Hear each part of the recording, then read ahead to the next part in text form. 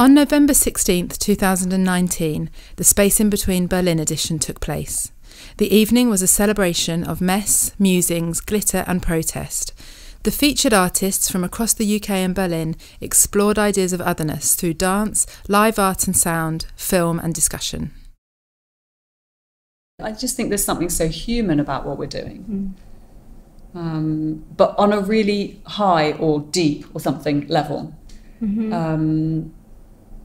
That somehow, you know, it's not just an inclusive platform where people are coming and showing work. It's like really experimenting, really taking risks and making us vulnerable. Yeah. Or I feel very vulnerable, but I appreciate that I can then share that with an audience.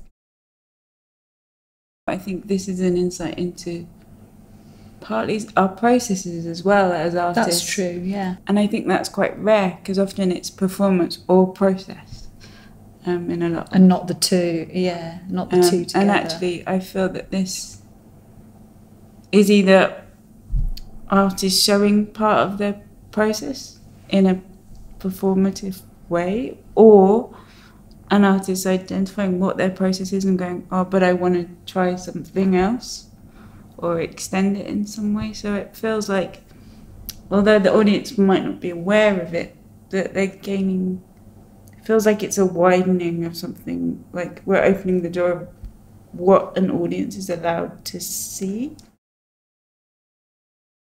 I think it's about questioning the space in between normative and not normative, you know, because there is a space and we don't all fit in boxes. Yeah. You know, there's a space in between sort of, if you're a disabled person, between sort of what you're able to do one day and what you're able to do the next. And I think society kind of has very set ideas. Black and white. Black and white about who's disabled, who's not, and when you're labelled disabled, what you can and can't do. That's a really interesting point.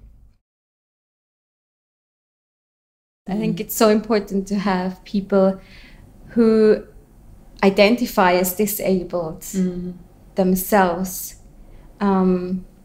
to have in these leadership positions, because, yeah, as you said, it's about lived experience, and they, first of all, they know different people, they would invite different artists or people they want to collaborate with, and it's also about connection and opening that world up for different perspectives. Yeah, and it's like an amazing permission that comes from like the labs that we did, the commissioning.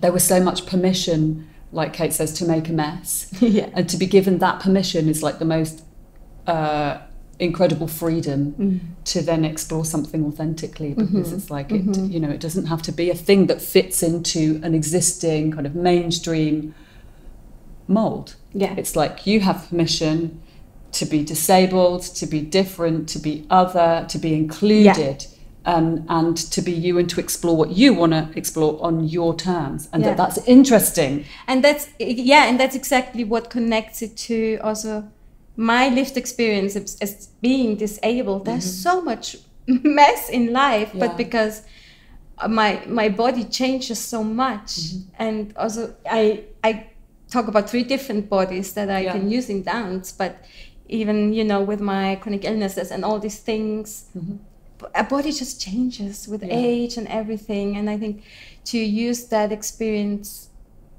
that lived experience, in an aesthetic or in an like, the space in between, where it's all about that mess and all about that edginess, or also really to be unapologetic in those moments. It's so refreshing. It is so refreshing.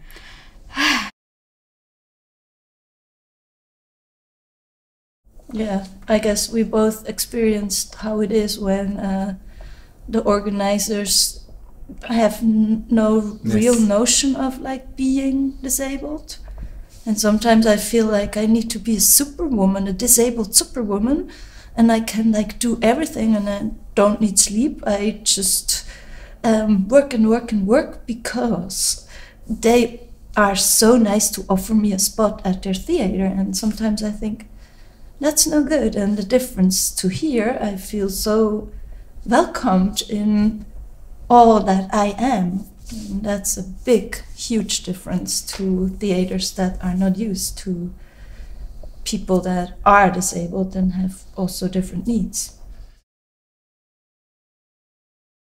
I think I just really want people to find a confidence and like an appreciation of these spaces and times. Queer, crip people and artists coming together. Yeah. And that's also, I think, the setup of the space in between is gorgeous, where you have so many different artists that share an idea, or I don't know, wherever we are in the process, we're all in different parts of the process. And also for the audience members themselves to find out more about themselves. What is it that they are drawn to or not, and why is there a resistance? Because for a lot of us as artists as well, it's allowing this event has allowed for something different. You know, like part of working with Kate and with Metal was the encouragement to be messy, to not have it exactly all fully finished formed. and fully formed, and that's a beautiful invitation for us. But then also what that means when you take it to an audience as well, which feels quite a privilege in a way.